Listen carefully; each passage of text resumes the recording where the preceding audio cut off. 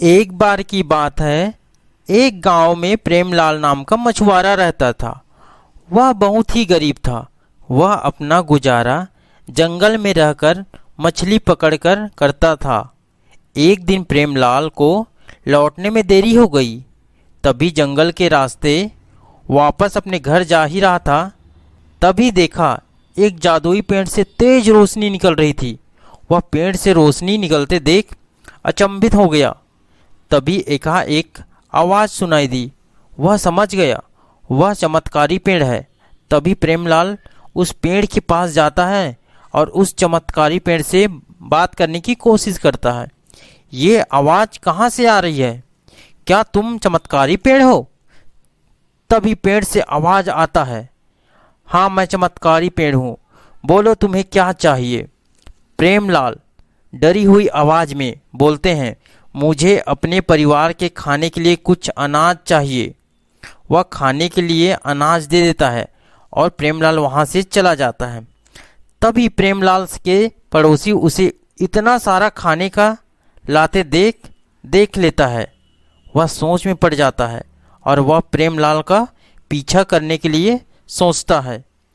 कुछ दिन बीत जाने के बाद प्रेमलाल का अनाज खत्म हो जाता है और प्रेमलाल का काम ठीक से नहीं चलने के कारण वह फिर से खाने का बंदोबस्त नहीं कर पाता।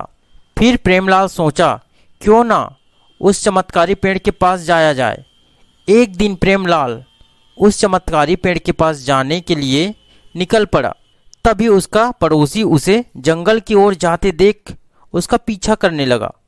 प्रेमलाल उस जादुई पेड़ के से बात करने लगा, मगर वह जादुई पेड़ उससे बात नहीं किया, क्योंकि वह जादुई पेड़ सिर्फ रात के 12 बजे अपना चमत्कारी रूप में आता था। प्रेमलाल वहीं बैठ गया। जैसे ही रात 12 बजे बजा, उस पेड़ से रोशनी निकलने लगा। प्रेमलाल उससे बात किया, हे चमत्कारी पेड़, मेरे घर का अनाज खत्म हो गया है। वह उसे दे देता है।